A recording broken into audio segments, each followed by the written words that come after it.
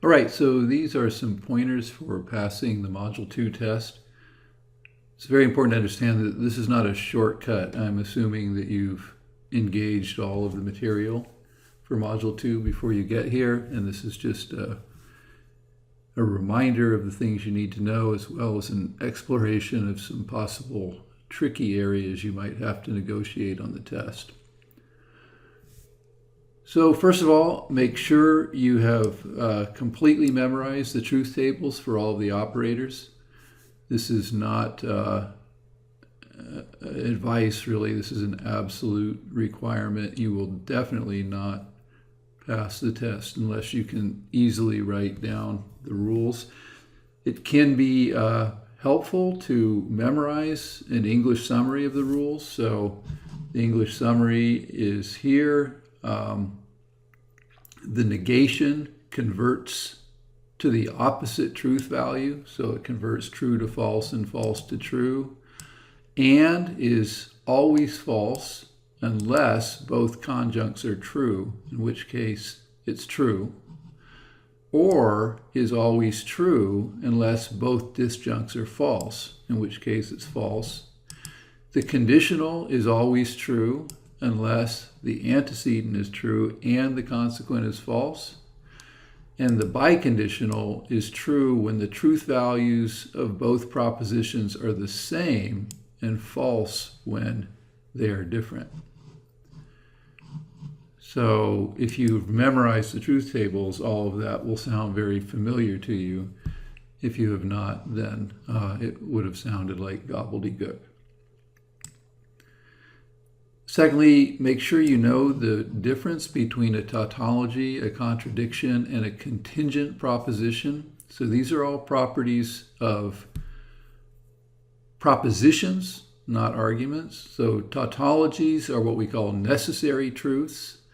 And in the truth table, what that means is that every interpretation under the main operator comes out to be true. And of course, that means that you have to retain your understanding of what the main operator is.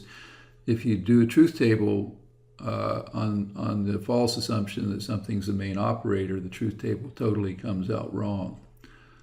Now, contradictions, on the other hand, are necessarily false, which again, in truth table terms, means that all possible interpretations come out false under the main operator. And then a contingent proposition is one that is just sometimes true or sometimes false. And in truth table terms, that means that there's at least one true and at least one false under the main operator. Also, make sure you have a complete grasp of the concept of validity and invalidity. This is trickier than it looks. It's easy to believe that you understand this when you don't. So validity, first of all, remember, is a property of arguments. It's not a property of propositions. So we don't talk about valid or invalid statements or propositions. We only talk about valid or invalid arguments in this class. So what's a valid argument? A valid argument is one where it is impossible for the premises to be true and the conclusion to be false. That's not a possible assignment of truth values. So this means that every assignment of true to the premises and false to the conclusion generates a logical contradiction. So that means that the requirement to assign both true and false to the same proposition, that's what a logical contradiction, that's how a logical contradiction would manifest itself here. So in attempting to assign, if in attempting to assign true to the premises and false to the conclusion, as you fill out the rest of the truth table, in every possible interpretation of true to the premises and false to the conclusion, it comes out that you're forced to assign true and false to some proposition, then what you have is a valid argument. Now, an invalid argument is just one where it's possible for the premises to be true and the conclusion false. So that means that there's at least one assignment of true to the premises and false to the conclusion that generates no contradiction. Now, the important point to grasp here is that when you're using the truth table method, and especially what we'll call the shortcut truth table method for testing for validity, it can be much easier to demonstrate invalidity than validity. And that's because with an invalid argument, all you need to find is one example. You say, oh, here's one example where the premises are true and the conclusion is false without a contradiction. Therefore, it is invalid. Why is that? Well, because to establish possibility, in this case, you only need to show one actual example. One actual example establishes possibility. To demonstrate validity, however, it can be a little bit more time consuming. Not necessarily, but the important thing to understand is that you have to cover all possible interpretations of true to the premise and false to the conclusion. And sometimes there is only one possible interpretation, and in which case it's just as easy. But if there are more than one possible interpretations, there's a little bit more work. And that's what we'll explore a little bit here below. Finally, you have to be able to give exactly technically correct explanations for why an argument is valid or invalid and why a proposition is tautologous, contradictory, or contingent. Now, this isn't difficult, but you have to be very disciplined about this. So if you say something, an argument is valid, the explanation is always going to be because it's impossible for the premises to be true and the conclusion false, as shown above. Similarly, if you're saying it's invalid, you will say because it is possible for the premises to be true and the conclusion false, as shown above. Similarly, when we talk about the properties of propositions, whether they're tautologies, contradictory, or contingent, you will make specific reference to the definitions of those terms. So, for example, if you say this is a tautology, you'll say because the truth table shows all truths under the main operator. If you say it's contradictory, you'll say it's because the truth table shows all false under the main operator. And similarly for contingent, there's at least one true and at least one false under the main operator. Don't just say some are true or some are false or they're all true. It has to be under the main operator or I won't believe that you understand what's going on. Finally, what you need to understand is the exact way of using the truth table shortcut method for evaluating arguments, and that's what we'll get to right now. Okay, so here's a couple of examples that are actually a little bit more complicated than what you have to do on the test. That's a good thing. You always want to be able to do more than you are required to do. So here we have 3 propositions in the tests, as you'll have noticed in the practice tests. There will only be 2. So the key here is D is it is delicious, N is it is nutritious, and E is it is expeditious. So here's an argument. If it is either delicious or expeditious, then it is not nutritious. It is nutritious, therefore it is neither expeditious nor delicious. Okay, so I've written down the specific propositions D, N, and E over here. I've written down the first premise, the second premise, and the third premise.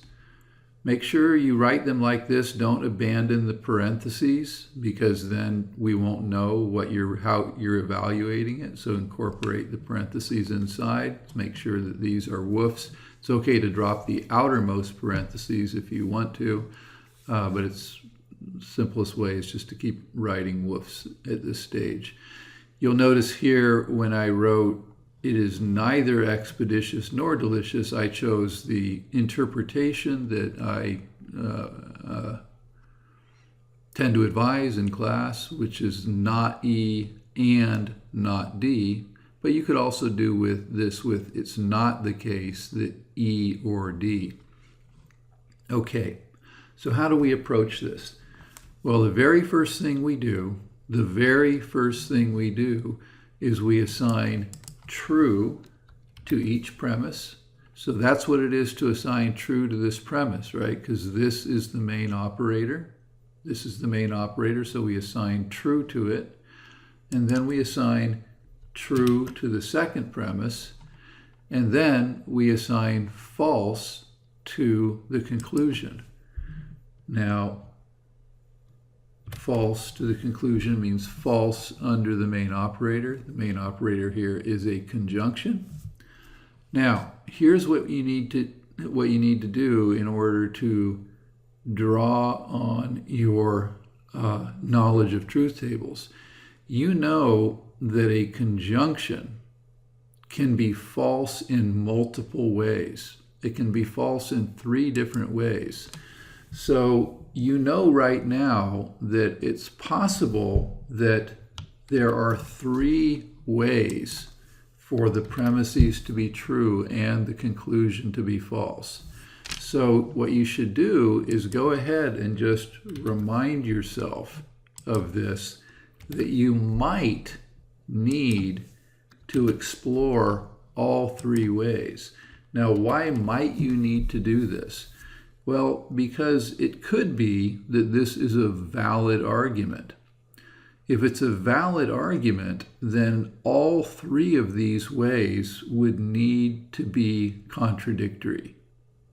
Okay, that's the important thing to understand. All 3 would have to be contradictory. Now, if you come up with one line where there is no contradiction, you're done. You don't have to go through, because then you would just say it's invalid.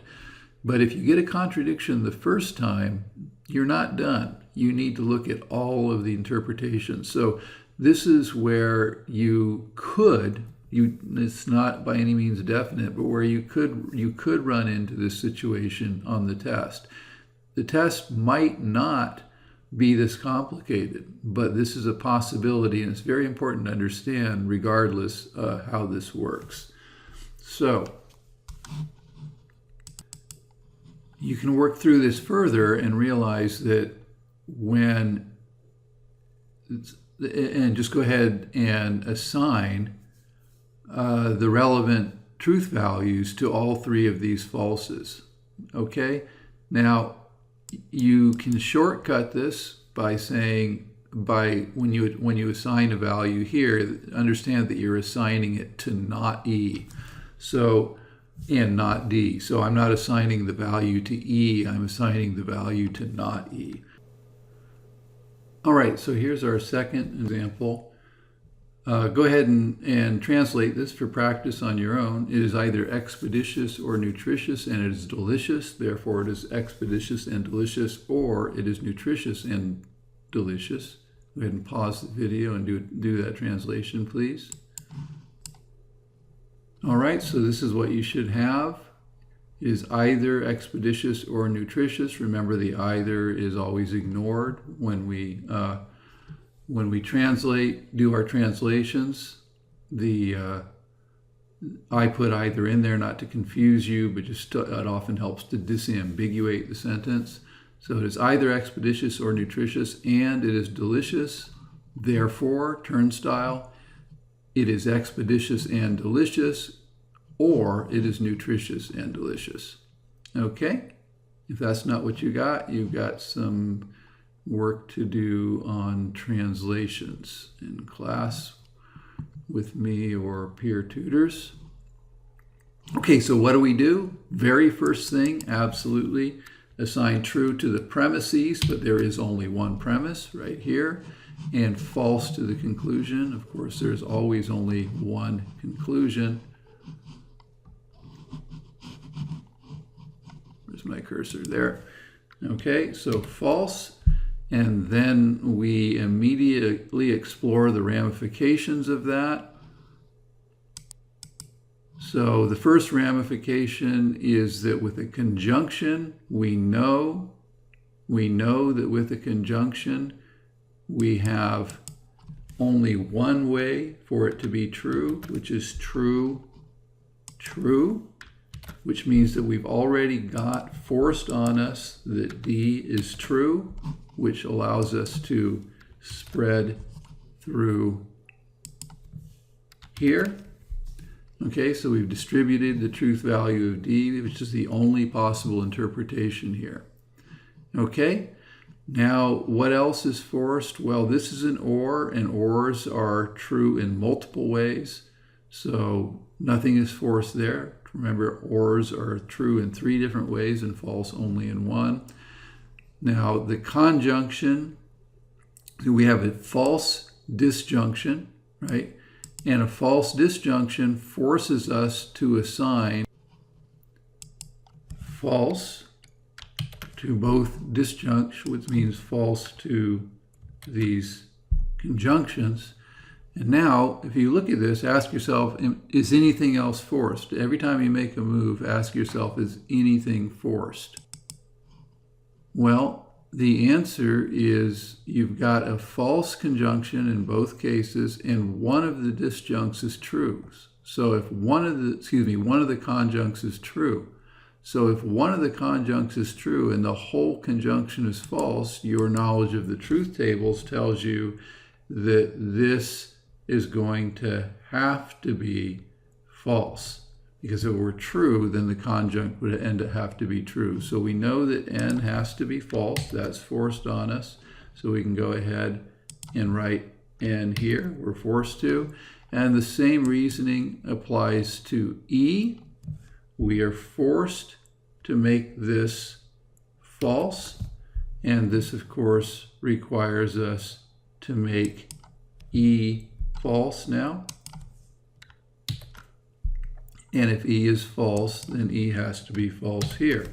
Now, we filled out all the values, but don't assume that you've created an interpretation that is consistent until you've checked, especially in the end. We're checking these as we went along, but let's look over here.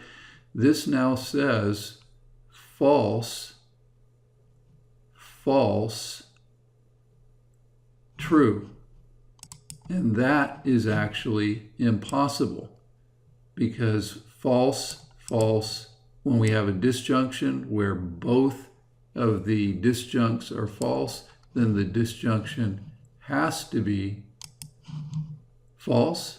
Okay, so that's impossible. And because it's impossible, and because this interpretation was forced on us from the beginning, then it's going to follow that this is valid. So valid. Why? Exactly the same reason. It's always the same reason. Specifically, assigning true to the premises and false to the conclusion yields a contradiction under every possible interpretation. All right, so let's look at one last one. It is expeditious and nutritious. Therefore, it is either expeditious or nutritious, and it is delicious. So go ahead and translate that and put it in.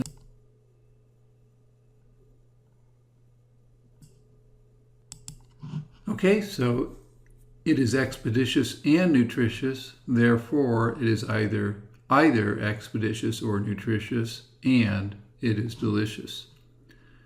Okay, so how do we begin? Well, you know how we begin. Go ahead and do this yourself. True to the one premise here, and false to the one conclusion.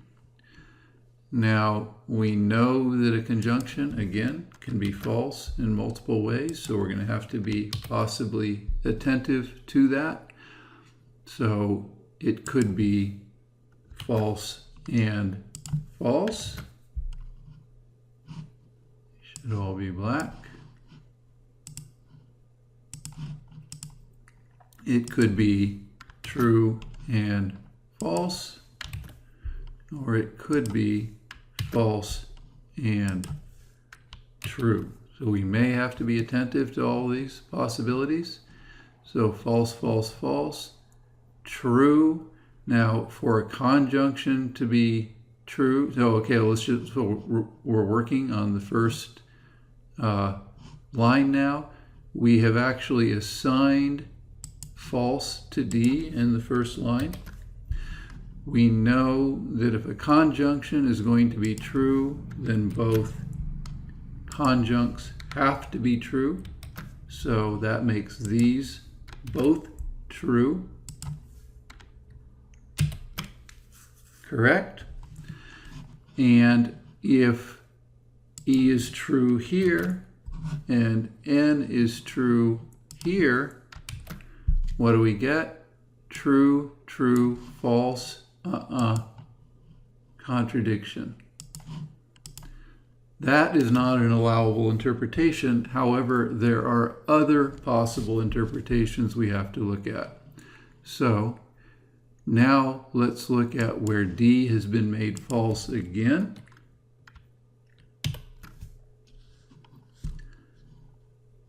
And that makes our...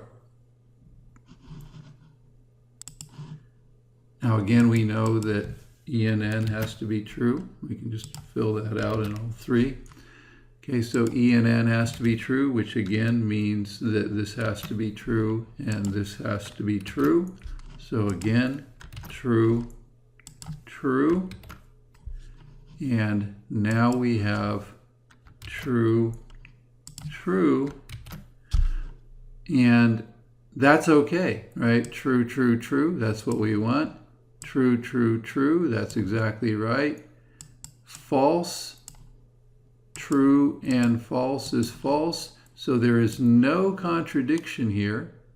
So now we have established that there is at least one possible interpretation where the premises, in this case one premise, is true and the conclusion is false. So now we can stop. We don't have to keep going. Why don't we have to keep going? Because we have found that one line, at least one line, where it's possible for the premises to be true and the conclusion false, and that automatically means it's invalid. So here we will stop and write invalid, and we can say why? Because this shows that it is possible for the premises to be true and the conclusion false. And that's it. Okay? So that's a little bit more in-depth examination of how to use the shortcut truth table method for identifying or for determining validity and invalidity.